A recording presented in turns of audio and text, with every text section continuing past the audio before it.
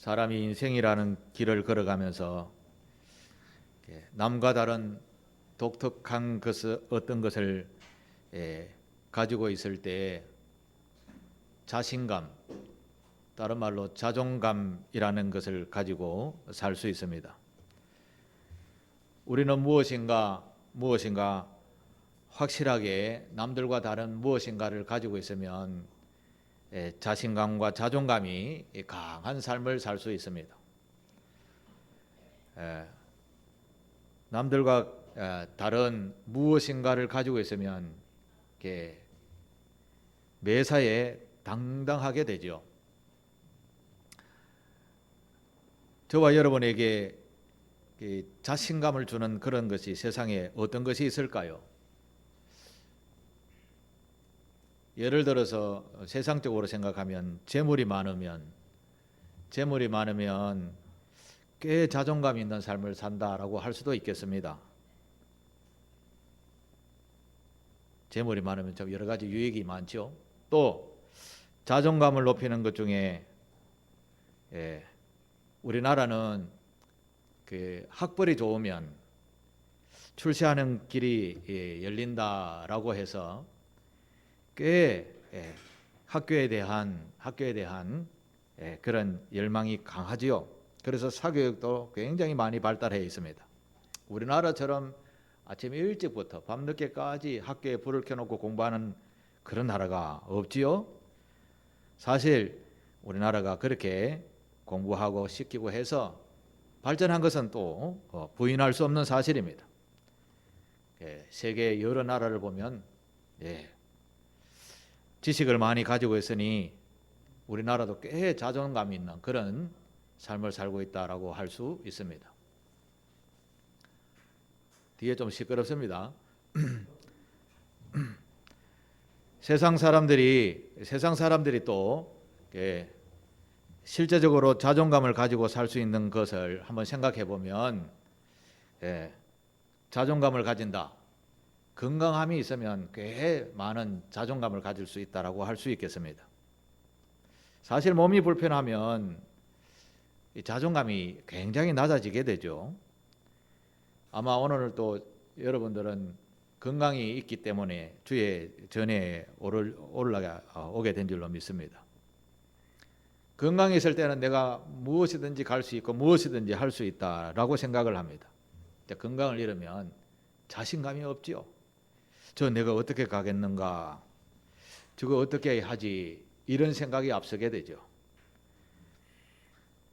그래서 우리는 늘 건강을 굉장히 중요시하게 여깁니다. 힘을 기울여서 운동도 열심히 하죠. 운동 열심히 하셔야 됩니다. 그래야 튼튼하게 팔팔하게 살아가게 되는 겁니다. 세상 사람들은 남다른 가치관 중에 이 건강함을 있으면 굉장히 높은 자존감을 가지게 됩니다. 또 두 번째로는 건강하게 살려면, 또 자존감 있게 살려면 이런 것이 있어야 됩니다. 제가 어떤 칼럼에 보니까 혼자 있어도 늙어도 혼자 있어도 심심하지 않고 무언가 할 일이 있는 것, 또 무언가 즐길 것이 있는 것을 만들어라, 이런 칼럼을 내가 한번 본 적이 있습니다. 혼자 있으면 좀 심심하잖아요. 혼자 있어도 심심하지 않고 혼자 있어도 즐길 것이 있는 것을 가지고 있으면 남다른 자존감을 가지고 살 수 있다라는 것입니다. 혹시 혼자 있으면 심심하신 분 있으십니까? 그것 좀 연구를 좀 하셔야 됩니다. 앞으로 100년까지 사는데 뭘 하고 살겠습니까? 멍하게 TV만 보고 살겠습니까? 나이가 들어도요, 즐길 수 있는 것을, 재미있는 것을 찾아서 연구해서 찾아서 해보시게 되기를 바랍니다. 우리가 부지런히 움직이고 부지런히 생각하고 하면 건강해지고 자존감이 높아지는 것입니다. 또 한 가지 더 자존감이 있으려면 가난을 두려워하지 않는 능력을 갖추어야 됩니다. 연세가 이제 많아지면 내가 육체적으로 노동해서 수입이 없어지기 때문에 자연히 있는 것을 집착을 하게 됩니다. 이거 없어지면 내 죽지. 이런 집착, 강한 집착이 점점 많아지게 됩니다. 근데 나이가 들수록 가난을 두려워하지 아니하는 그런 능력을 갖춰야 됩니다. 예를 들어서 제가 TV에 보다가 머리에 번쩍 떠오른 게 있었는데, 그 TV에 뭔가 나오면 어떤 젊은 사람들이 무인도에 떨어졌습니다. 무인도에 아무것도 가지 않고 빈몸으로 떨어졌는데 처음에 물이 있어야 되죠. 먹을 것이 있어야 되죠.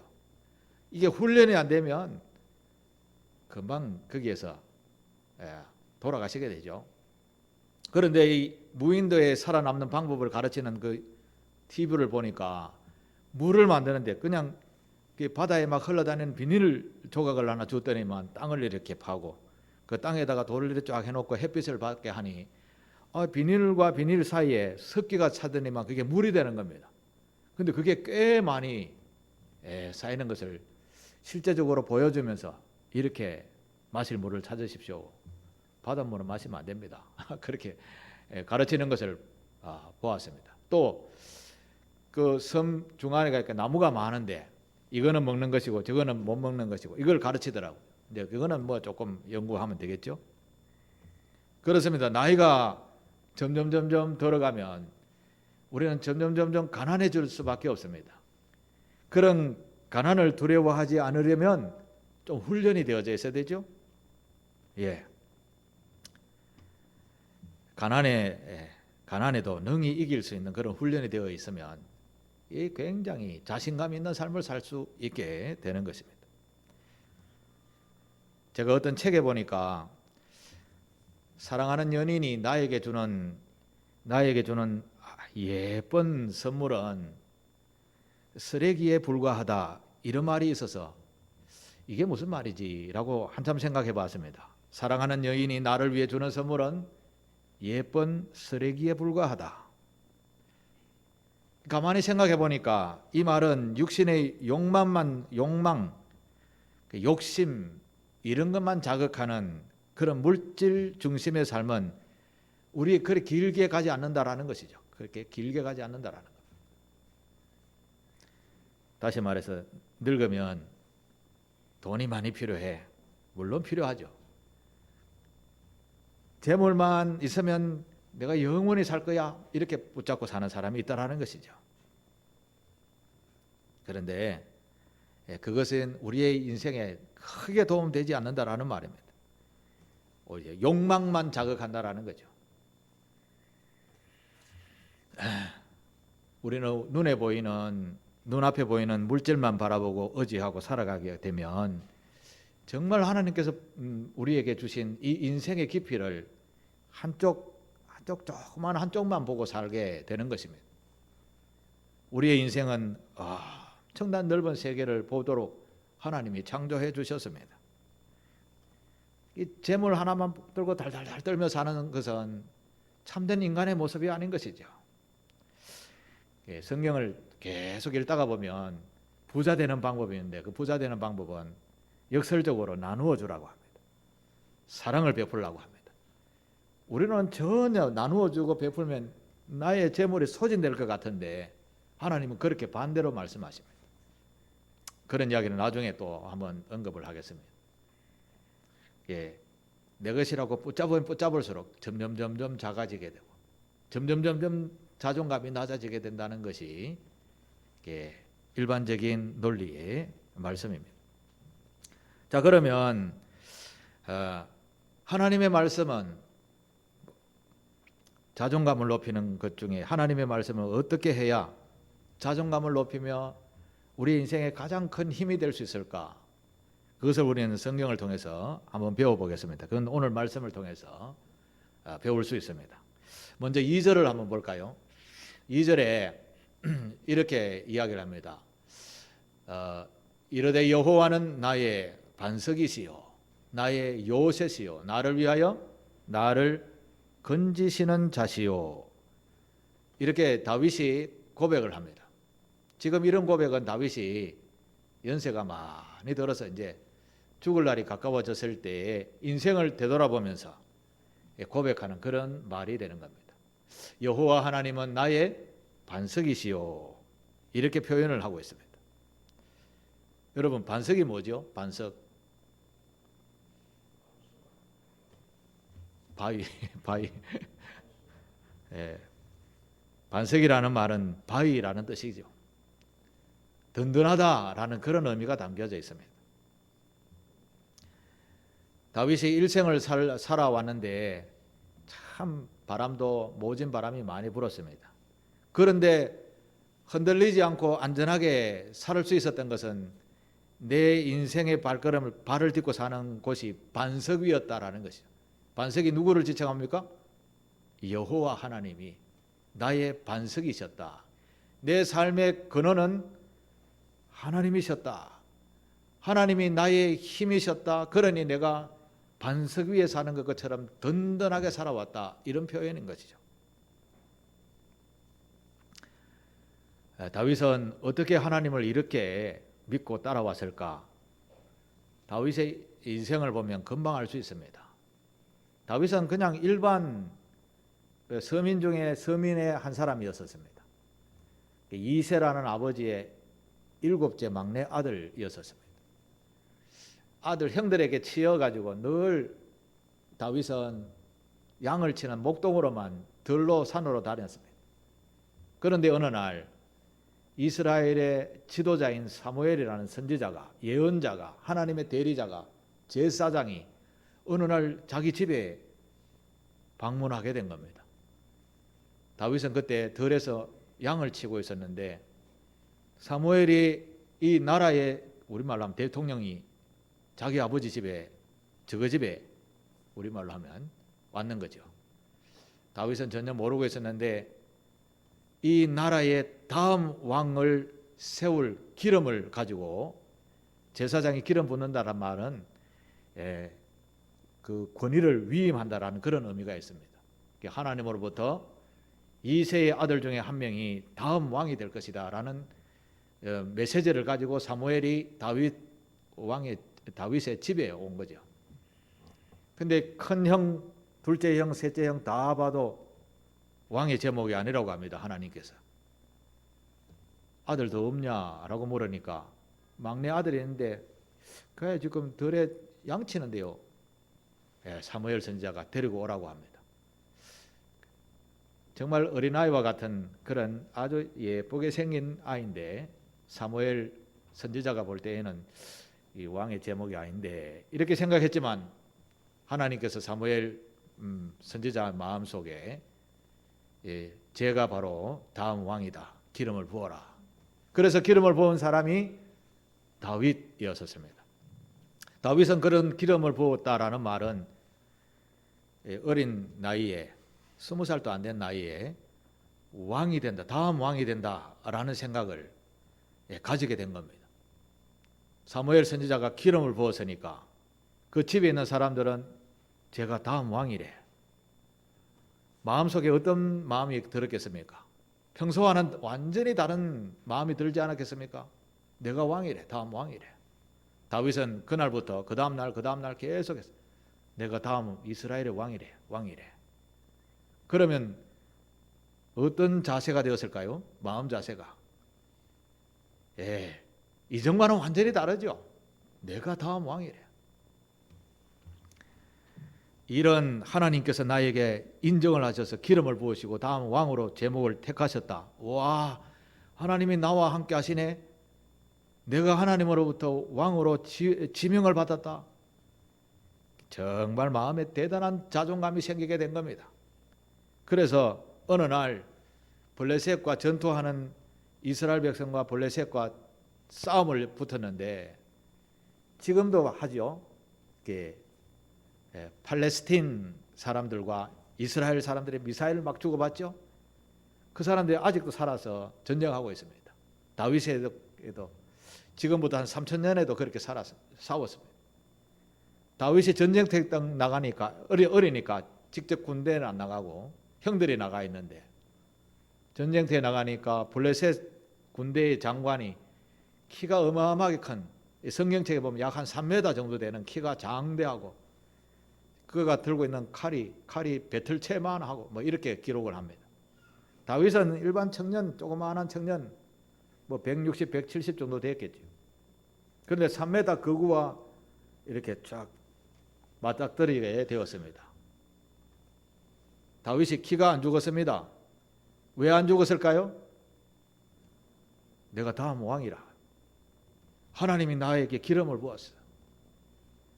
뭐 저런 키가 크다고 하나님이 나에게 왕으로 지명을 해주셨는데 내가 여기서 죽을 일은 없지. 당당했습니다. 사무엘상 17장 45절. 다윗이 담대한 마음으로 이렇게 나갑니다. 다윗이 블레셋 사람에게 이르되, 이 골리앗에게 이야기하는 겁니다. 너는 골리앗아, 골리앗 너는 칼과 창과 단창으로 내게 나오거니와 나는 뭐라고 합니까? 만군의 여호와 이름 곧 네가 모욕하는 이스라엘 군대의 하나님의 이름으로 내가 나아가노라. 이렇게 유명한 고백을 합니다. 이 고백의 뒤에는 뭐가 있었습니까? 다윗에게 하나님이 네 다음 왕이야 기름 부어줬었다는 거예요. 다른 말로 하면 임마누엘, 하나님이 함께 하신다라는 거죠. 다음 왕인데, 하나님께서 지정한 다음 왕인데 지금 전쟁에서 죽겠습니까? 절대 죽을 일 없는 겁니다. 아, 이건 내가 이기겠구나. 당당하게 싸운 거죠. 그래서 골리앗 장군을 일격에 무너뜨리게 되는 것이죠. 다윗이 환갑이 지나고 70이 다 되어가지고 자기의 인생을 되돌아보니, 아, 그 하나님이 바로 나에게 이런 분이셨구나. 그래서 고백한 것이 여호와는 나의 반석이시요. 오늘 주보의 제목이 뭡니까? 여호와는 나의 반석이시요. 이런 고백이 저와 여러분에게도 똑같은 고백이 되시기를 축복합니다. 하나님은요, 그 특별한 사람에게 와서 구원의 은총을 베푸시려고 하지 않았습니다. 지극히 낮은 자에게 찾아오셨습니다. 예수님께서 뭐 고관 대작들에게 찾아오셨습니까? 제일 낮은 곳에 찾아왔었죠. 당시에 통치하던 헤롯 왕궁에 찾아오셨습니까? 동방박사들이 찾아왔을 때 이스라엘의 왕이 났다고 하니까 왕궁에 찾아갔죠. 그런데 마구간에 찾아왔습니다. 예수님이. 저와 여러분에게도 동일하게 찾아오시는 분이 바로 예수님이십니다. 그런 예수님을 나의 반석으로 삼고 살아가게 되면, 담대하게 살아가게 되면 다윗과 같이 놀라운 축복의 인생을 살게 될 줄 믿습니다. 여호와는 나의 반석이십니다. 이런 고백이 늘 있게 되시기를 바랍니다. 또 다윗은 이 하나님을 나의 요새시오라고 그렇게 또 고백합니다. 여러분, 요새는 성을 이야기하는 거죠. 그죠? 성. 요즘은 성은 그렇게 별로 중요하지 않습니다. 하늘로 미사일이 막 날아가니까 오히려 성에 갇혀 있으면 다칠 확률이 더 높죠. 옛날에는 날아가는 게 없으니까 기껏해야 화살, 기껏해야 뭐 공성전 해가지고 이렇게 막 고무줄로 이렇게 던지는 그런 돌, 이 정도밖에 없었습니다. 그 성 속에 전쟁을 하면 그 성에 있는 사람이 굉장히 안전하죠. 그래서 다윗은 여호와는 나의 요새라고 그렇게 표현하게 된 것이죠.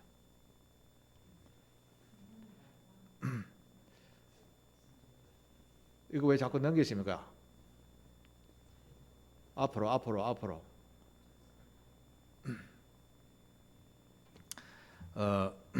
다윗이 바로 이 여호와 하나님이 나의 신앙의, 나의 삶의 근원이다. 나의 가장 의지할 만한 강한 힘을 주신 분이다. 이렇게 해서 반석이요 요새라고 그렇게 표현한 것입니다. 우리 주위에도요, 평상시에는 하나님을 제대로 몰랐다가 이런 하나님을 제대로 만나고 나서 변화된 사람이 있습니다. 그래서 금방 사진을 보여드렸죠. 예, 이제 보여주십시오. 사진 한 장. 이분은 누구시죠? 아, 제 이름 누군지 압니까? 아, 다 알고 계시네. 그 이분은 지금은 그 탤런트였었죠? 맞습니까? 아, 개그맨이었었어요? 그런 분이 지금은 유튜브에 보면 성경을 가르칩니다. 성경을 재밌게 가르치니까 유튜브에 한번 찾아서 한번 들어보시게 되기를 바랍니다. 또 한 분 더 있습니다. 이분 누군지 아세요? 아, 잘 모르시는구나. 이분은 내가 알지. 그 두사부 일체라는 영화에 나오는 사람입니다. 정운택이라는 청년 전도사인데요. 이분이 하나님을 믿고 지금은 예수님이 내 친구인데 하면 전하는 전도사가 되었습니다. 대단한 분이죠. 또 한 분 더 있습니다. 이분은 아나운서, 잘 아시네요. 조정민이라는 아나운서였었습니다. 이분이 있잖아요. 이분의 책에 보면 이분 술 잘 마시고 지식과 지혜와 명예와 뭐 부는 다 누리고 있는 그런 분인데 집에 들어오면 아내가 없는 겁니다. 집에 들어오면. 그리고 또 잠자다 보면 아내가 옆에 있고 또 눈 뜨면 아내가 없고 가만히 보니까 아내가 교회를 다니는 겁니다. 새벽에 눈을 뜨니까 아내가 없습니다. 매일 그렇습니다. 어디 가는가? 어디 갔을까요? 새벽 기도 드리러 교회 갔습니다. 이게 하루 이틀도 아니고 오래 가다가 이 도대체 마누라를 끌고 가는 이 교회가 뭐냐? 그래서 아내 모르게 아내가 새벽 기도 가고 난 뒤에 옷 입고 모자 쓰고 변장해서 살못이 교회 들어가서 앉았습니다. 도대체 아내를 이렇게 끌고 가는 새벽에 잠도 안 자고 끌고 가는 교회가 뭐냐? 그날 가가지고 하나님 만났습니다. 자기가 한 번도 듣도 보도 못한 그런 신묘막측하신 하나님을 만나고 난 뒤에 방송 앵커를 그만두고 사표냈습니다. 미국의 신학교에 진학해서 공부를 하고 지금은 목사님이 되어져서 서울의 베이직 교회라는 교회 담임 목사로 열심히 봉사하고 있습니다. 아나운서 정도쯤 되면 얼마나 똑똑합니까? 얼마나 자존감이 있습니까? 나름대로 상류 사회에서 기득권을 가지고 살 수 있는 그런 삶이었었지요. 그런데 예수님을 딱 알고 나서는 이걸 다 버렸습니다. 명예와 권세와 무슨 이 세상적 상류층 사회에서 사는 모든 것들을 싹 다 버렸다고 합니다. 그리고 가장 낮은 자세에서 공부를 시작하고 하나님을 배우고 알아가다가 지금은 목회자가 되어서 전혀 다른 삶을 살고 있습니다. 정말 빛난 인생을 살고 있다라고 고백을 하고 있습니다. 몰라서 못 믿었지 제대로 알면 정말 하나님이 얼마나 놀라우신 분인지를 깨닫게 되는 것입니다. 성경에도 그런 분이 있죠. 신약 성경에도 보면 사도행전을 대부분 이 분이 주인공인데 사도 바울이라는 인물도 그렇습니다. 사도 바울도 우리나라로 말하면 최고의 학문을 가진 사람입니다. 똑똑합니다. 정치 정계에서도 다음 차세대 지도자는 자다 이렇게 인정할 만큼 뛰어난 인물인 바울이라는 인물이었었는데 예수를 탁 만나더니만 완전히 180도 바뀌어서 예수를 핍박하러 다니다가 오히려 예수를 전하는 사람이 되었습니다. 그리고 성경에 나오는 에베소 교회, 고린도 교회, 빌립보 교회, 데살로니가 교회 이런 교회들을 많이 개척한 그리고 유럽을 복음화시키고 그 복음이 돌아서 우리나라까지 오게 한 대단한 장본인이 바로 사도 바울이라는 분입니다. 예수를 만나기 때문에 그렇습니다. 인생의 가장 힘이 되는 분, 자존감을 주는 분 예수를 알았기에 그의 인생이 바뀌게 된 것입니다. 여러분 세상에서 가장 힘 있는 게 뭐라고 생각합니까? 사람, 물질, 무슨 모든 것을 다 통틀어서 세상에서 가장 강력한 힘을 가진 것이 뭐라고 생각합니까? 한 번도 생각 안 해보셨겠죠? 이 세상에서 가장 강력한 힘을 가진 것은 핵무기라고 합니다. 동의하시죠? 핵무기는 정말 강한 겁니다. 그런데 이 핵무기는 공격하는 무기가 아닙니다. 그냥 보관용 무기입니다. 보관용 무기. 다른 말로 하면 보호용이죠. 보호용. 왜냐하면 이 무기는 사용하면 안 되는 거거든요. 사용하면 다 죽습니다. 다. 그러니까 공격하는 사람도 공격당하는 사람도 다 죽기 때문에 이 핵무기를 가지고 있다는 것은 자기를 보호하는 겁니다. 보호. 지금 러시아가 핵무기를 들었다 놨다 한다 하죠. 그건 전부 다 쇼입니다. 듣는 순간 자기도 죽는 겁니다. 그렇기 때문에 사용하지 못하는 거죠. 세상은 이렇게 이것을 가장 힘으로 생각하면서 이걸 의지한다라고 하면서 러시아도 중국도 북한의 김정은도 그런 걸 의지하고 있죠. 근데 결국 이거는 사용하지 못할 무기거든. 그래서 점점 이렇게 왜소해지다가 돌아가시기 전에 빨리 돌아와야 되는데, 세상에는 이렇게 강한 힘을 가진 핵무기가 그들의 의지가 되지만 우리에게는 전능하신 하나님이, 우리에게 가장 복을 주시는 하나님이 우리에게 가장 힘이 되는 줄 믿습니다. 다윗이 그걸 요새시요 반석이시오라고 고백을 하는 겁니다. 또 3절을 한번 보실까요? 3절. 3절 같이 한번 읽겠습니다. 시작. 내가 피할 나의 반석의 하나님이시요 나의 방패시요 나의 구원의 뿌리시요 나의 높은 망대시요 그에게 피할 나의 피난처시요 나의 구원자시라. 나를 폭력에서 구원하셨도다. 다윗은 반석과 요새를 더하여서 구원의 뿌리시요 높은 망대시요 가장 안전한 피난처시요 이렇게까지 고백을 합니다. 다른 말을 알겠는데 구원의 뿔은 뭐죠? 구원의 뿔. 이 구원의 뿔이라는 말은 설명이 조금 필요합니다. 우리는 지금 예배를 이런 형식으로 드리지만 옛날에 예배는 이렇게 직접적인 제사함의 은총을 위해서 예배당에 딱 들어가면 제일 앞에 번제단이라는 것이 있습니다. 번제단. 불로 태워서 짐승을 태워서 그 태우는 연기가 우리의 죄를 사한다라고 해서 번제, 사람의 죄를 끌고 간 양과 염소의 생명값을 그곳에 태우면서 제사함의 은총을 드리는 예배가 바로 옛날의 구약의 예배였었습니다.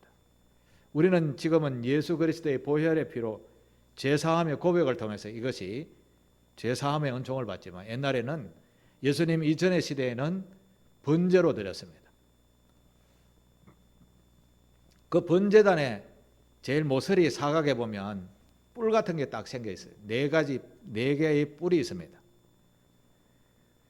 옛날에는 그 죽을 죄를 지었다 하더라도 제단에 들어가서 그 뿔을 붙잡고 있으면 아무도 죽이지 못하는 그런 율법이 있었습니다. 대표적으로 다윗 왕의 네 번째 아들인 아도니아라는 아들이 있었는데 다윗이 70살쯤 돼갖고 이불을 덮어도 따뜻하지 않고 밥 맛도 없고 이제 죽을 날이 다 가까워졌는데 후계자가 아직 없는 겁니다. 그래서 네 번째 아들인 아도니아가 내가 왕이 되어야지 군대 장관 포섭하고 제사장 포섭하고 이렇게 자기를 지지하는 사람 포섭해가지고 내가 왕이다 이렇게 선포를 했습니다. 그때 이제 나라의 지도자였던 나단 선지자와 그리고 밧세바라는 왕비와 그 아들 솔로몬이 다윗 왕에게 가서 다음 후계자가 누구냐라고 하니 이 솔로몬이 왕이 되는 거죠. 그래서 아도니아가 왕이 아니라 솔로몬이 진짜 왕이 되니까 아도니아가 도망을 갑니다. 어디로 도망갔나 하면 예배당에 가서 제단불을 붙잡고 살려주이소라고 했다라는 거죠. 그래서 솔로몬은 옛날 같았으면 반역죄로 죽였을 건데 살려주는 겁니다. 그게 구원의 뿌리입니다. 그래서 다윗이 하나님께서 나를 살려주셨다, 구원의 뿌리시다, 이렇게 표현하게 된 겁니다.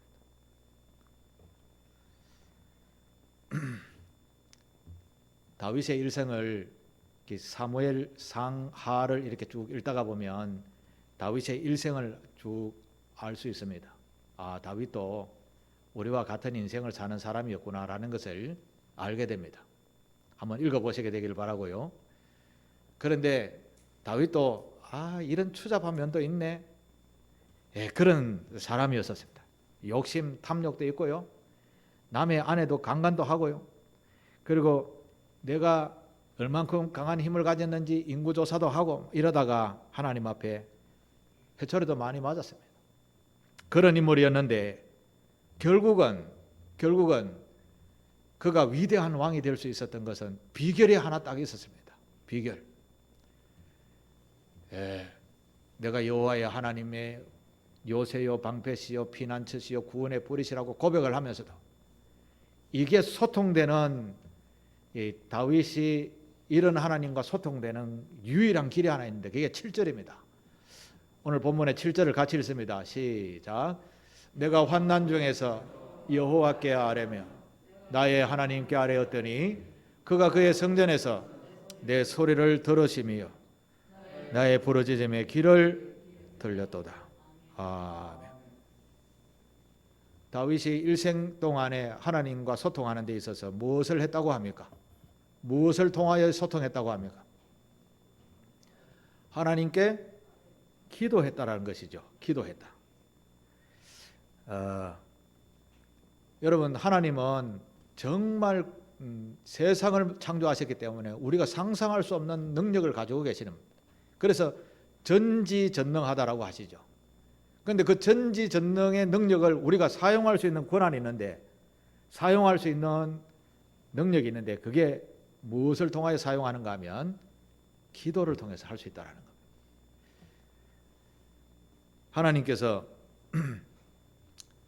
너희가 나에게 부르짖어라, 그러면 내가 너희에게 응답하겠다. 이게 근본 하나님의 인간을 향한 소통의 방법이셨습니다. 예수님께서도 말씀하지요. 예수님께서도 내 이름으로 무엇이든지 구하라. 그리하면 꾸짖지 아니하시고 은혜로우신 주께서 더하여 주시리라. 또 한마디 더 하십니다. 찾아라, 두드려라. 그 다음 뭐라고 했죠? 구하라. 예수님께서 구하라, 찾아라, 두드려라. 그러면 열린다. 그거에 하는 게 기도라는 거죠. 여러분, 하늘의 놀라운 능력을 우리가 다운받아서 사용할 수 있는 유일한 방법은 기도라는 것입니다. 기도. 물론 한 번도 안 해본 사람이 여보세요 하나님 계십니까? 이렇게 전화했다가 오야 잘 있었나? 이렇게 하는 게 아니라 우리의 죄가 다 사해지고 하나님 앞에 정결한 모습이 되어졌을 때 하나님이 아버지 하면 왜? 하고 뒤에서 꽝 이야기하십니다. 깜짝 놀라게 됩니다. 저도 기도하다가 그런 하나님을 만나 뵙고 사람이 달라지게 된 거죠. 물론 모양은 똑같습니다만 내면이 달라지게 된 거죠. 앞에 제가 소개했던 인물들도 다 그런 경험들을 가진 분들이고 오늘 본문에 나오는 다윗도 바로 그런 하나님을 알았던 분이었었어요. 인생이 달라지게 된 거죠. 세상에 가장 의지할 만한 가장 힘이 있는 분이 바로 여호와 하나님인 줄 알았다라는 것이죠. 그리고 그에게 기도하였더니 나에게 푸른 초장, 맑은 시냇물가를 늘 인도해 주셨다라고 마지막에 그렇게 고백할 수 있게 되는 겁니다. 사랑하는 교우 여러분, 우리는 지금 하나님을 희미하게 보는 듯하게 보이지만 여러분 자꾸 하나님을 찾아보시길 바랍니다. 하나님 아버지, 목사님이 찾으라고 했는데 하나님 아버지 계세요? 자꾸 찾아보십시오. 그리고요, 하나님의 말씀을 많이 들으십시오. TV에도 다른 목사님들 설교 많이 있죠? 많이 들어보십시오. 아, 하나님이 이런 분이라는 걸 자꾸 듣다 보면 알게 돼요. 그렇게라도 알고 듣고 배우고 믿음을 가지면 우리의 삶에 얼마나 놀라운 은총이 있는지 모릅니다. 물론 직접 기도하고 직접 하나님의 말씀을 읽고 듣고 배우면서도 하나님을 만나 뵐 수 있습니다. 이제까지 우리는 무엇을 의지하며 살아왔습니까?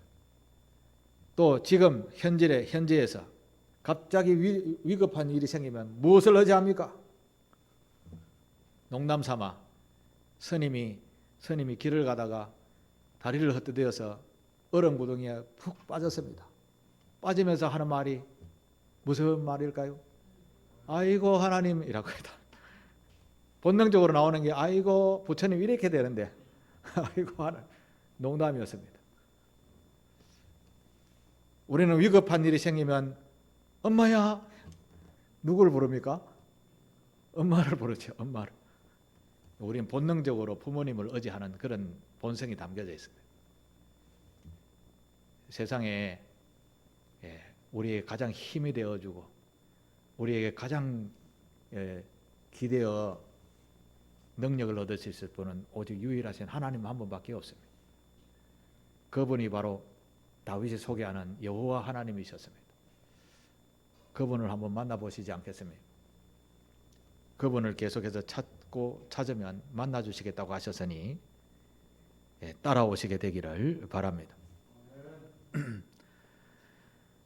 이 땅에 살아가면서 가장 의지할 것은 우리는 대체적으로 재물이다, 명예다, 권세다 이렇게 하지만 오직 여호와 하나님이신 줄 성경은 우리에게 가르쳐주고 있습니다. 아무쪼록 저와 여러분의 인생 속에 이 유일하신 하나님이 나의 힘의 근원, 나의 자존감을 높이시는 분으로 믿고 주님을 향하여 늘 나아가는 우리 상길교회 교우들 다 되시기를 주님의 이름으로 부탁하고 축복합니다. 기도하겠습니다. 하나님 아버지, 아버지의 하나님께서 우리의 반석이신 줄 믿습니다. 우리의 요새시고 위험할 때 피할 바위가 되시는 줄, 피난처가 되시는 줄 믿습니다. 사망이 엄청난 골짜기에 다가왔을 때에도 우리의 구원의 뿔이 되시는 줄 믿습니다. 이 하나님을 믿고 따르는 우리 상길교회 교우들 한 분 한 분 위에 하나님 늘 함께 하시고 은혜 부풀으시고 자존감을 가진 믿음의 사람 되게 하옵소서. 예수님의 이름으로 기도하옵나이다. 아멘.